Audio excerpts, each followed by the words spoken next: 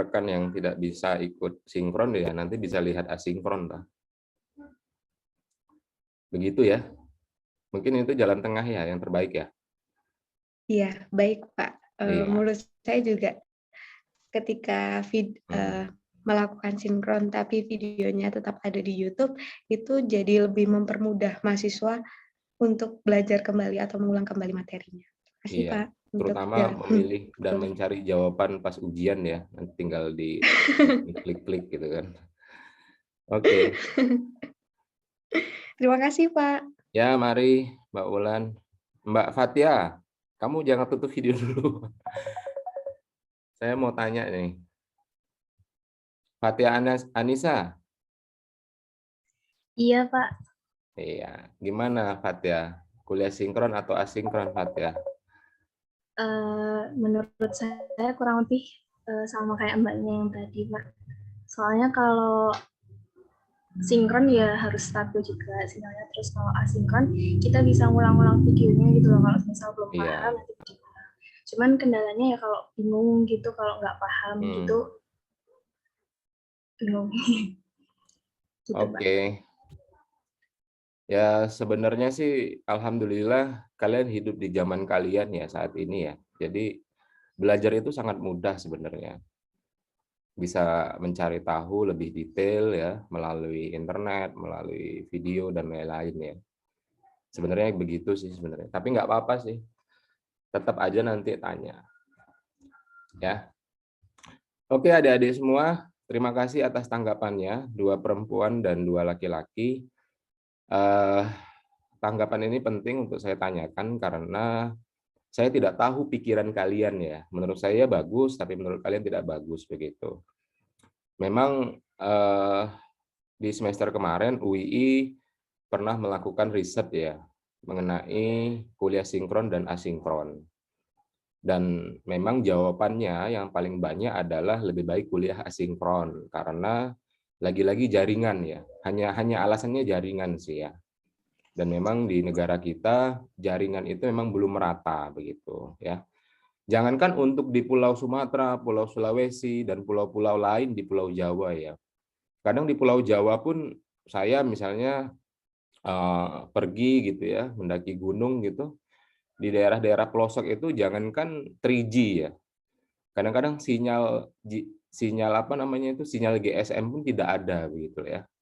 Jangankan untuk jaringan internet. Jaringan GSM pun tidak ada. Itu di Jawa loh, di Jawa Tengah, di Jawa Timur gitu ya. Yang notabene adalah Pulau Jawa ya, Pulau Jawa. Begitu kira-kira. Apalagi saya belum apa namanya itu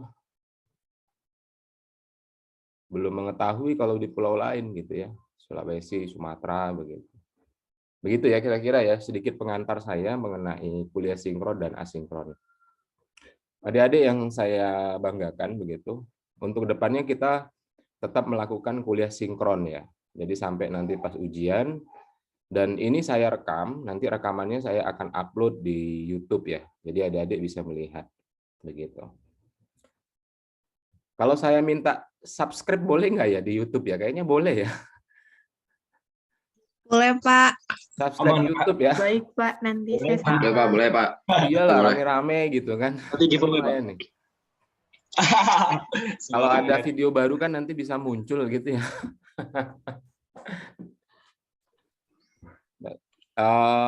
Tenang deh, subscribe di YouTube tuh masih banyak gitu, 1000 ya, harus 1000 ya minimal ya, dan 1000 jam tayang toh kalau untuk monetisasi. Jadi masih jauh sekali ya. Tapi ya nggak apa-apa lah. Ya subscribe ya. Begitu kira-kira adik-adik semua ya. Oke. Hari ini kita sebentar ini saya share screen dulu ya. Nah, hari ini kita bicara tentang rangkaian arus bolak-balik ya. Jadi kemarin kan kita sudah masih ingat ya mungkin di video saya sebelumnya kan ada rangkaian DC, ada rangkaian seri, ada rangkaian paralel ya.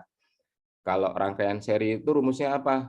Mas siapa ini? Hendika mana Hendika? Hendika Kelvin.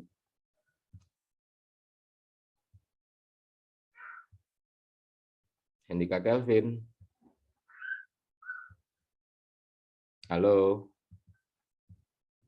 Wah, ini orangnya kemana ini? Hendika. Farhan Aji Perdana. Farhan? Iya, Pak. Iya. Kemarin itu ada rangkaian seri dan rangkaian paralel, Mas Andika.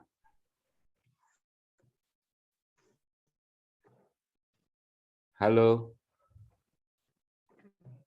Suara saya jelas? Jelas ya? Jelas, Pak. Iya. Apa perbedaan rangkaian seri dan rangkaian paralel, Mas Andika? Oh, Mas Handika apa Mas Farhan ya? Hah? Handika apa Farhan ya? Handika Kelvin. Oh. Ya, Mas Farhan aja deh, nggak apa-apa. Mas Farhan.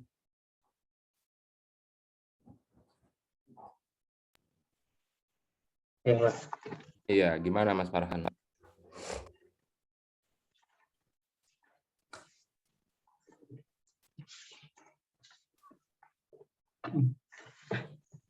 Kemarin rumusnya apa Mas Farhan? Seri dan paralel? Kalau seri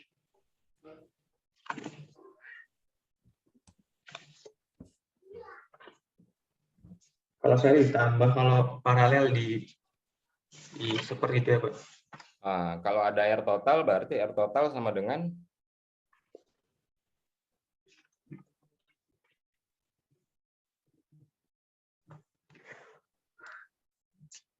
P kali I.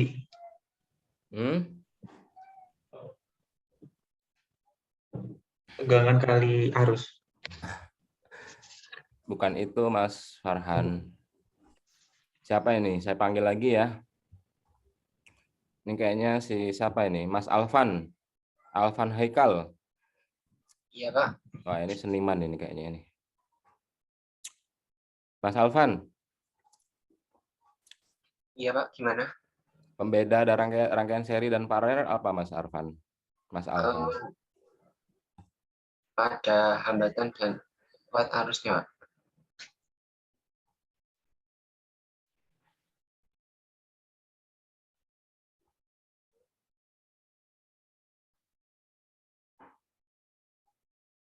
Apa? Jumlah arus yang mengalir berbeda, Pak. Setiap cabang paralel dan seri, Pak. Kalau dilihat dari persamaannya, rumusnya apa tuh yang membedakan? Hambatan, pada menghitung kuat arusnya, Pak, beda, Pak.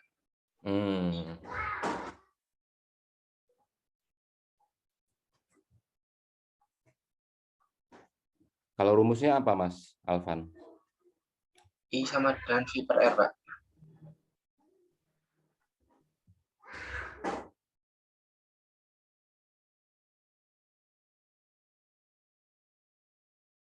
Oke, ya.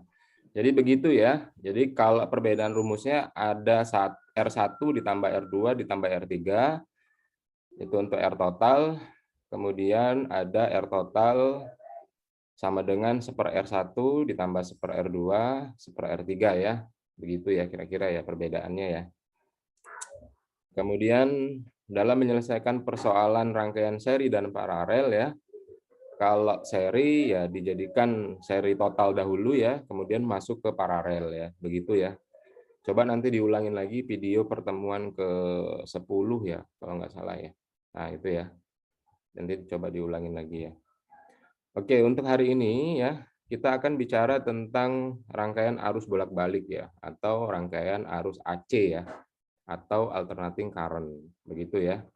Nah, secara umum ya, rangkaian arus bolak-balik itu mempunyai JJL ya, kemudian JJL arus bolak-balik berubah secara sinusoidal ya. Ingat bahwa sinusoidal itu adalah gelombang yang mempunyai puncak dan mempunyai lembah ya. Satuannya adalah hertz ya. Nah, Hertz itu adalah satuan gelombang per satuan detik ya. Jadi berapa banyak gelombang dalam 1 detik ya. Banyaknya gelombang itu dinyatakan dengan 1 cycle ya.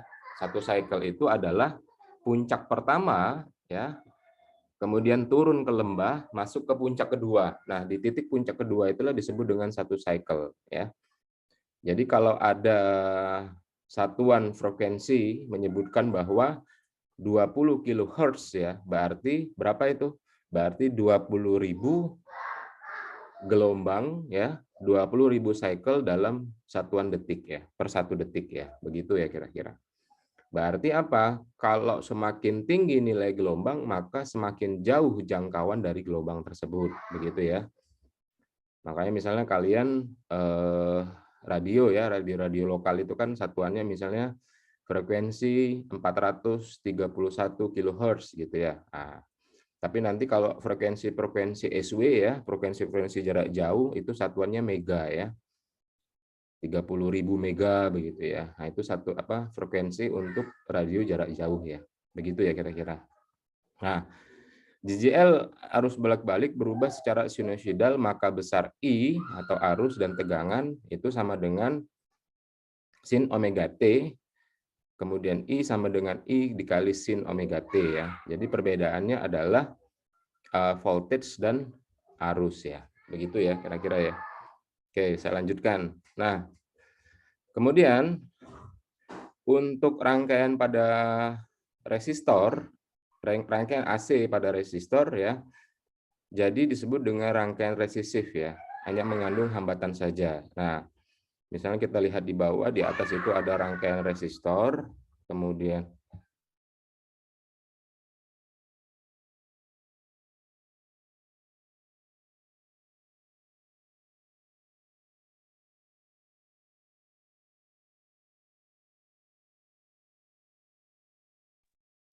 jadi rangkaian resistor pada rangkaian AC ya, kita lihat bahwa nah kalau kita substitusi terhadap grafik arus ya dan tegangan sebagai fungsi waktu, berarti apa? Yang paling atas ini adalah tegangan maksimal dan ini adalah I maksimal ya. Nah, yang saya bilang tadi, satu puncak ke kedua puncak itu disebut dengan 1 cycle ya, atau 1 satuan hertz ya. Begitu. Oke. Besarnya kuat arus yang melalui hambatan dinyatakan dengan ohm, I sama dengan volt seper R ya, sama dengan Vmax kali sin omega T seper R ya. Jika Vmax seper R, maka sama dengan I sama dengan I max ya. Maka I sama dengan I max dikali sin omega T. Jadi ini ya, turunan persamaannya begitu. Oke. Kemudian kita lanjut lagi. Jikalau induktor, kalau tadi kan resistor ya. Nah, ini induktor. Induktor pada rangkaian arus AC.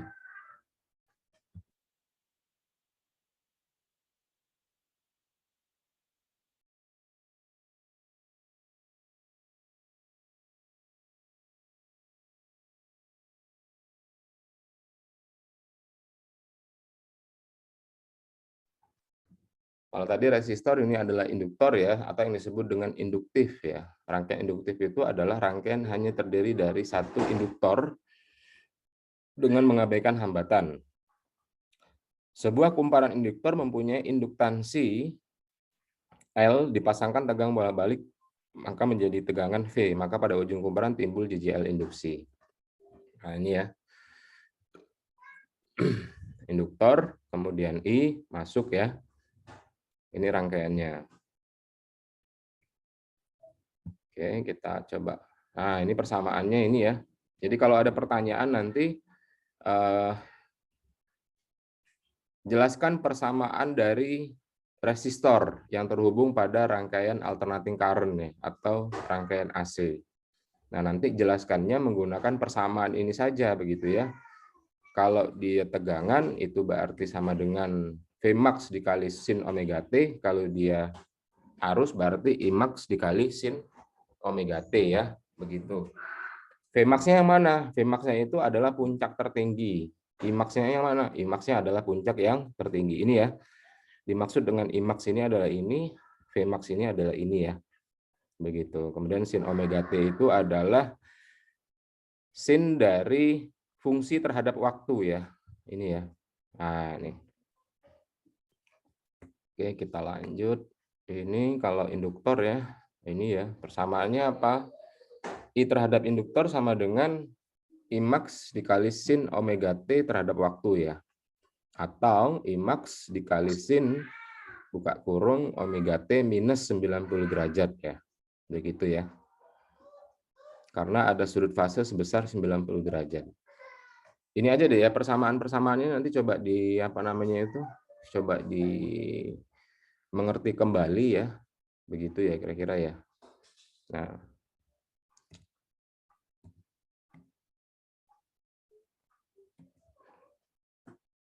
nanti tanya aja ya langsung ya.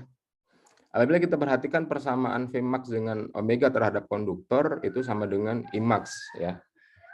Berarti itu identik dengan I ya, V seper R pada hukum Ohm ya. Identik nggak ini? Iya ya, V terhadap R. Jadi tegangan seper resistor ya, hambatan ya pada hukum Ohm. Di mana omega L merupakan ya, omega induktor merupakan suatu hambatan yang disebut dengan reaktansi induktif ya.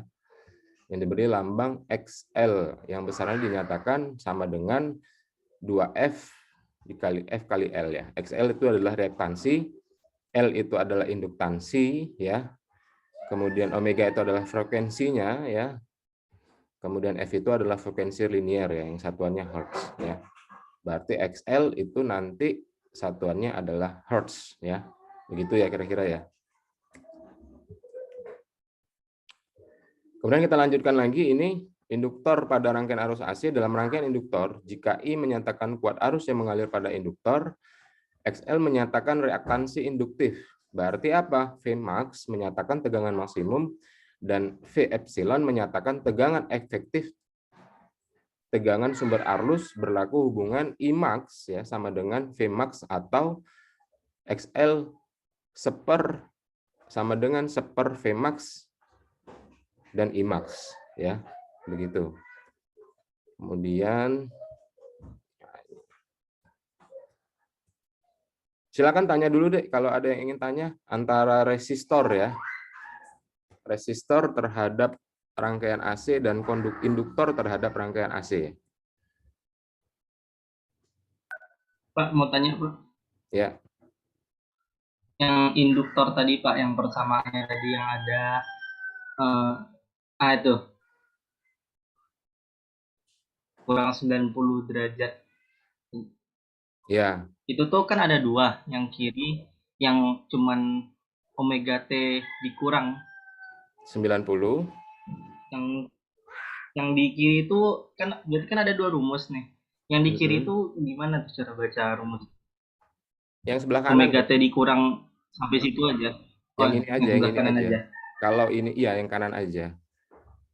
Karena kan ini ya. Vmax ini kalau untuk volt, kalau untuk arus ini ya, sin omega T ya, omega T min 90 derajat. Yang sebelah kanan, 90 derajatnya kenapa? Karena dia berbalik dari kosinus ini, Dek. Nah, ini ya. Ya, karena dia berbalik di kosinus ini, makanya dia minus 90 derajat di sini.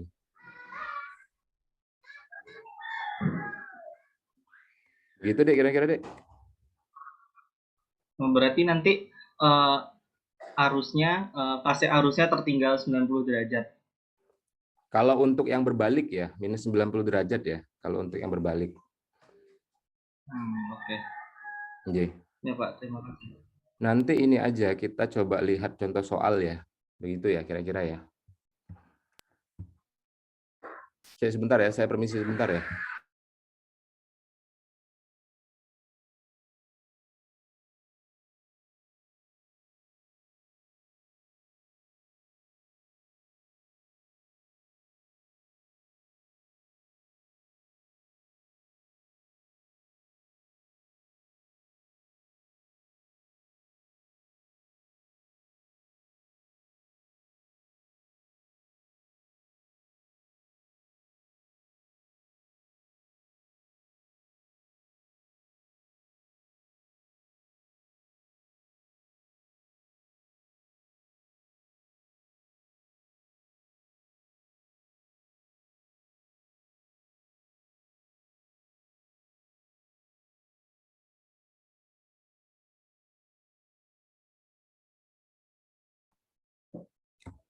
Oke, kita lanjutkan ke kapasitansi ya. Kapasitor atau kapasitansi, persamaannya, hukum persamaannya menggunakan kapasitansi, alatnya namanya kapasitor ya. Rangkaian AC yang terdiri atas kapasitor mempunyai sifat arus mendahului ya. Kalau tadi kan sebelumnya ya, kalau ini mendahului dengan sudut fase 90 derajat. Sebuah kapasitor ya dengan lambangnya C ya dihubungkan dengan tegangan bolak-balik yang lambangnya adalah V. Maka pada kapasitor itu menjadi bermuatan sehingga pada plat-platnya mempunyai beda potensial sebesar V sama dengan kolom per C ya. Nah, jadi pada saat kapasitor itu kan di dalamnya itu kan ada semacam pelat ya atau logam-logam penghambat ya. Nah, karena memang fungsinya kapasitor adalah kapasitansi ya. Pada saat si alat kapasitor tersebut dialiri sebuah tegangan ya, maka akan terjadi beda potensial di dalam ujung-ujung plat kapasitor ya. Nah, ujung-ujungnya tersebut ya kita persamakan dengan Q per C ya. Begitu kira-kira. Secara persamaannya adalah 1/2 F dikali F ya, dikali C. C-nya adalah kapasitas kapasitor ya, satuannya adalah farad, omeganya adalah frekuensinya yang tadi ya. Berarti plus 90 ya. Kemudian F-nya adalah frekuensi linier. Nah, jadi kita menggunakan persamaan XC 1/2 F dikali F dikali C ya. Untuk menghitung reaktansinya ya, reaktansi ya. Dalam rangkaian kapasitor pada arus AC mempunyai sifat bahwa arus mendahului tegangan dengan beda sudut fase sebesar 90 derajat dan berlaku hubungan Imax sama dengan Vmax ya atau XC sama dengan Vmax per Imax ya. Begitu kira-kira. Oke.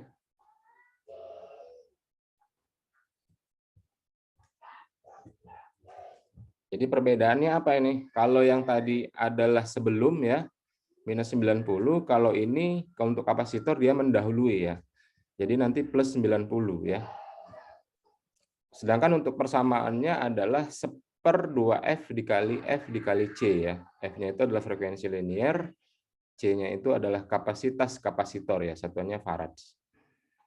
Gitu. Ini persamaannya nanti tolong diingat-ingat aja ya persamaannya ya. Nanti kalau ada pertanyaan, berapakah reaktansi dari sebuah kapasitor? Begitu ya. Apabila kapasitor tersebut misalnya 36 kilofarad misalnya kayak gitu ya. Nah, begitu. Nanti tinggal dimasukkan saja 1/2 V ya.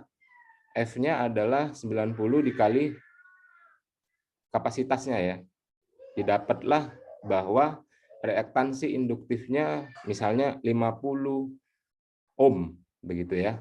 Itu reaktansinya. Nah, jadi cara menyelesaikan persoalan-persoalannya itu adalah pertama lihat dulu persamaan dasarnya ya, ini misalnya persamaan dasarnya. Kemudian kita lihat contoh soalnya, adakah yang belum memenuhi? Misalnya contohnya, wah kalau C-nya belum memenuhi bagaimana? Kalau omega ada ya, frekuensinya belum memenuhi berapa? Nah, nanti disubstitusikan ya. Dari substitusi itu nanti akan mendapatkan hasilnya ya. Begitu kira-kira adik-adik. Oke, kita lanjut. Untuk rangkaian seri pada arus AC ya. Rangkaian seri, rangkaian yang terdiri atas hambatan, induktor dan kapasitor dihubungkan secara seri kemudian dihubungkan dengan sumber tegangan AC ya.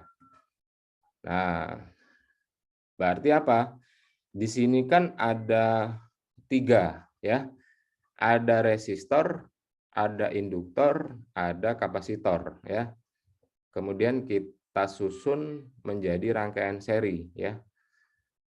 Persamaannya adalah ini ya. seper V2R plus VL minus VC akar 2. Apa? Jadi kalau kita lihat ya, VR itu adalah tegangan hambatannya ya. VR pangkat 2 ini dia. VR pangkat 2 ya. Kemudian VL itu adalah tegangan pada induktornya, VC itu pada kapasitornya ya, tegangan pada kapasitornya ya. Berarti kalau kita mencari tegangan total ya, kita harus tahu dahulu nih tegangan hambatannya berapa ya.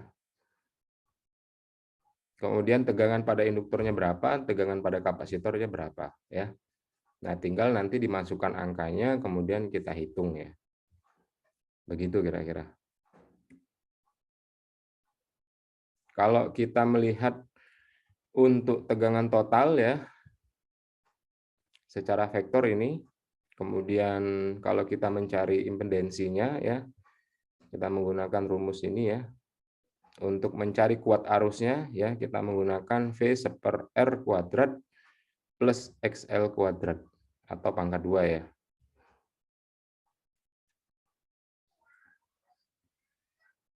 Nanti akan ada contoh soal ya. Ya. Contoh soalnya ini ya kayaknya. Bentar. Nah, ini ya. Ini nanti tolong dikerjakan ya. Minggu depan akan saya tanya ya mengenai ini ya. Misalnya contoh ini jala listrik di rumah punya beda tegangan 220. Berapakah harga tegangan maksimumnya ya? Nah, tadi ya. Pada saat kita ingin mencari Vmax berarti rumusnya apa? Nah, itu ya, betul. Pada rangkaian RLC seri dengan R ya. Kemudian XL-nya, XC-nya 40 disambungkan dengan sumber tegangan. Tentukan arus maksimum pada rangkaian. Nah, tadi sudah ya. Kita bisa masukkan langsung ya, R-nya ada, XL-nya ada, XC-nya ada ya. Begitu ya. Kemudian kalau kita mencari reaktansi pada sebuah kapasitor,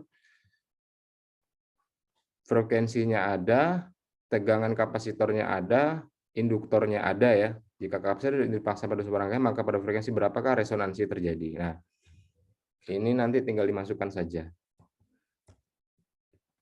Oke, saya lanjutkan. Ini tadi sudah, ini untuk kuat arus. Kemudian untuk rangkaian ini ya. Rangkaian RC seri, hukum Ohm ya. Kemudian untuk mencari rangkaian seri, menghitung besaran tegangan total ya. Sudah. Kemudian untuk RLC ya, seri ya. Kita menggunakan persamaan ini. Ya, untuk tegangannya kita menggunakan yang tadi ya, VR pangkat 2 plus VL minus VC pangkat 2 ya. Kemudian untuk resonansi ini kita menggunakan, nah tadi kan ada kan soal resonansi ya, yang nomor 3 ya. Nomor 3 adalah resonansi, berarti kita menggunakan, yang ditanyakan adalah frekuensi resonansi ya. Yang ditanyakan adalah frekuensi resonansi, berarti 1/2V akar L dikali C ya. Nah, begitu. Untuk L-nya apa tadi sudah dijelaskan. Kemudian ini adalah hubungan untuk harga maksimum ya. Ya. Sebenarnya tulis persamaannya, analisa soalnya, kemudian masukkan angka-angka di soal tersebut di dalam rumusnya. Itu sih sebenarnya. Ya. Itu aja sih sebenarnya pekerjaannya. Ya. Nah, tinggal nanti dicari nilainya berapa ya. Tegangan resonansinya berapa, frekuensi resonansinya berapa ya. Begitu kira-kira. Kemudian jenis daya listrik arus AC itu ada daya semu ya, ada daya aktif dan ada daya reaktif ya. Kemudian kalau untuk satuannya yang aktif, yang biasa kita aktif itu dia watt ya. Kemudian untuk daya semu itu adalah satuannya volt ampere. Kemudian untuk reaktif adalah per ampere reaktif. Jadi sebenarnya kalau kita lihat dari gambar ya, gelombang frekuensi sinusoidal tadi, daya semu itu adalah daya yang akan mau memuncak ya. Nah, kemudian daya aktif adalah daya memuncaknya. Kemudian daya reaktif adalah daya turunnya. Begitu deh kalau melihat dari gambar gelombangnya tadi ya. Itulah disebut dengan daya semu, daya aktif, dan daya reaktif. Pak, hubungannya apa dengan daya semu, daya aktif, dan daya reaktif? Ya hubungannya nanti pada saat kita menggunakan peralatan ya, itu yang akan dihitung adalah daya aktif ya. Nah, daya semu dan daya reaktif itu adalah pembias dari daya aktif yang terjadi pada alat tersebut. Begitu, Dek. Makanya di dalam peralatan elektronik ya, tegangan yang diizinkan, misalnya tegangan rumah kalian 220 volt. Alat itu akan membuat ya, alat itu akan disetting tegangannya itu 210 sampai 230 begitu. Pak, kenapa seperti itu gitu? Ya karena ada daya semunya dan daya reaktifnya gitu. Kalau kita buat alat tersebut di tegangan penerimanya 220 volt ya, pada saat tegangan di rumah terjadi daya semu, maka tegangannya akan turun. Begitu kira-kira, Dek, ya. Nah, kalau alat listrik tidak dibuat untuk menerima daya semu, daya aktif, dan daya reaktif, maka alat tersebut akan cepat rusak. Begitu kira-kira ya. Itu sih penjelasan dari 3 jenis daya tersebut ya. Nah, kalau untuk mencari daya semu ya seperti ini ya. Daya aktif seperti ini, kemudian daya reaktif seperti ini. Nah, pembedanya apa? Nah, ini ya. Yang satu di cos-nya, yang satu di sin-nya ya. Begitu kira-kira. Kemudian untuk yang 3 fase ya, daya semu, daya aktif, daya reaktif berarti hanya ditambah akar 3 ya, akar 3. Ya. Akar 3. Untuk satuannya tetap sama, kemudian yang lainnya juga sama, volt, tegangan, cos, sama ya. Jadi kalau pertanyaannya, hitunglah daya semu yang terjadi pada sebuah alat elektronik dengan menggunakan daya listrik 3 fase. Nah, berarti rumusnya apa? Daya semu sama dengan akar 3 dikali V dikali I. Ya, gitu aja ya. Kalau saya tanya, berapakah daya reaktif dari sebuah alat elektronik yang dialiri daya listrik 3 fase? Gitu. Ya, nanti tinggal dicari tahu saja, voltnya berapa, I-nya berapa, begitu ya. Begitu adik-adik.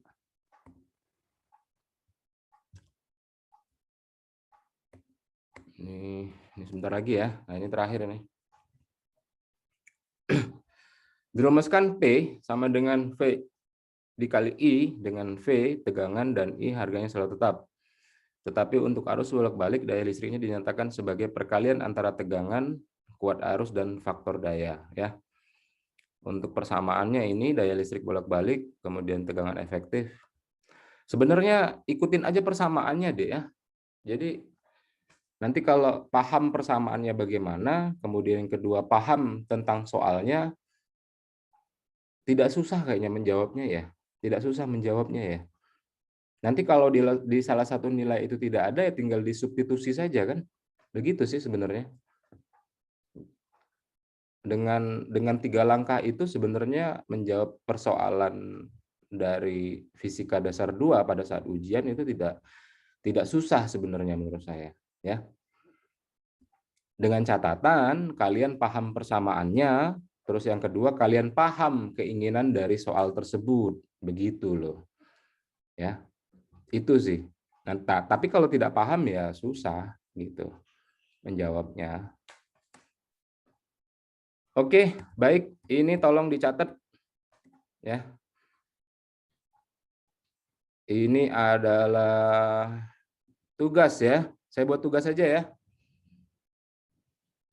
Tolong dicatat, kemudian nanti saya akan buat tugas di classroom ya. Ya, oke ya. Buat tugas di classroom tadi ya. Iya. PowerPoint-nya boleh dikirim, Pak. Apa? PowerPoint-nya PowerPoint-nya nanti saya kirim ke ini aja ya. ke Google Classroom. Ke YouTube aja ya.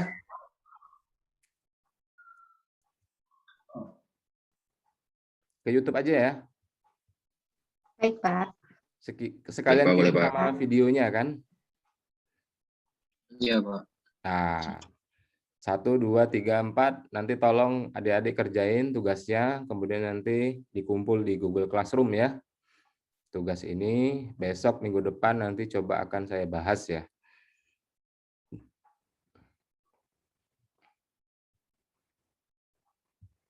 Oke. Begitu adik-adik semua. Siapa yang belum presensi nih? Ini ada 69. Saya Pak, belum Pak. Jadi Kamu belum presensi? Oke, sebentar ya.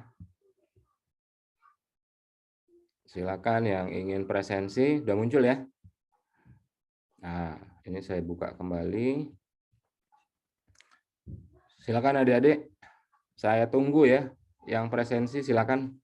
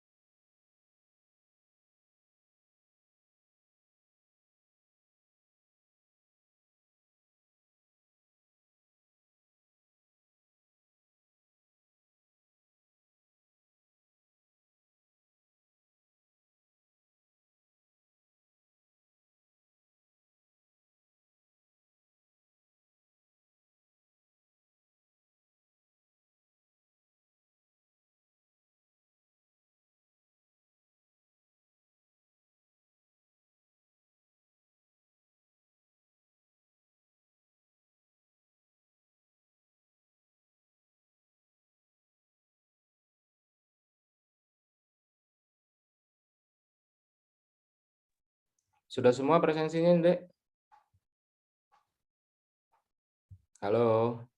Belum, Pak. Udah, Pak. Ayo cepat cepat cepat cepat.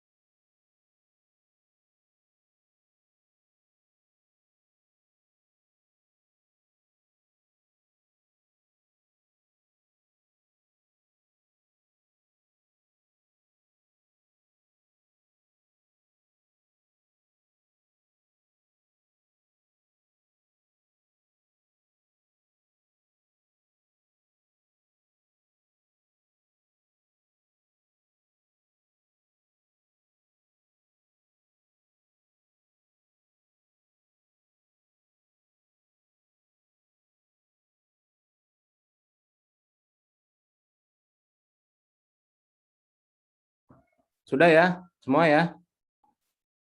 Sudah 47 ini.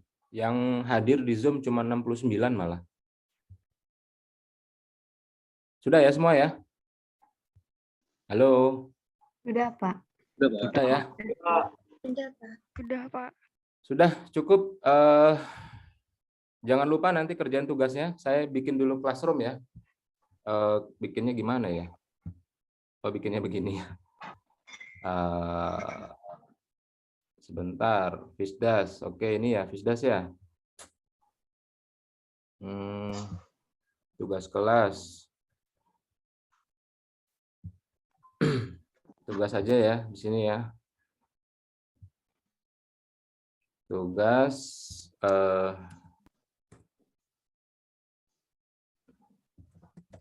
tugas fisika dasar ya.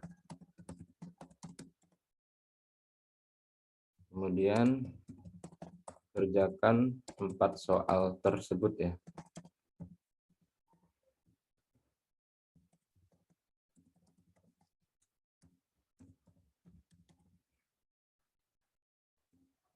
Kemudian yang kedua, kirim jawaban ya.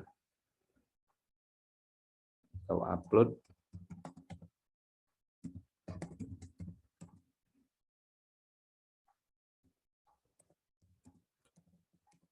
File jawaban PDF aja deh ya.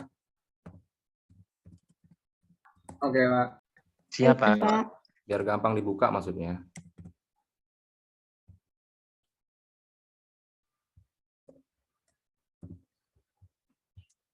Untuk Fisdas kelas 2 kelas ya. Terus tenggatnya kapan nih? Besok ya? Minggu depan. Minggu depan. Minggu depan, Pak. Ya, sebelum minggu depan lah, tanggal 6 ya. Hari ini kan tanggal 30, ya toh? Tanggal, tanggal 5 deh, tanggal 5 ya.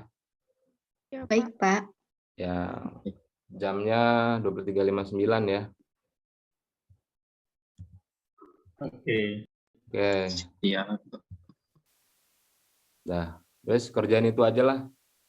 Ya lumayan nanti buat tambah-tambah nilai UAS atau nilai UTS yang jelek ya.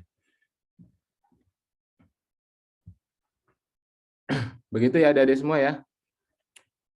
Baiklah adik-adik semua, sebelum kita tutup pertemuan siang hari ini, kita mengucapkan hamdalah bersama-sama. Alhamdulillahirrahmanirrahim. Alhamdulillahirrahmanirrahim. Billahi taufiq wal hidayah. Assalamualaikum warahmatullahi wabarakatuh. Waalaikumsalam warahmatullahi wabarakatuh. Terima kasih, Bapak. Terima kasih, Pak. Mari semua tetap semangat, tetap sehat ya. Terima kasih, Pak.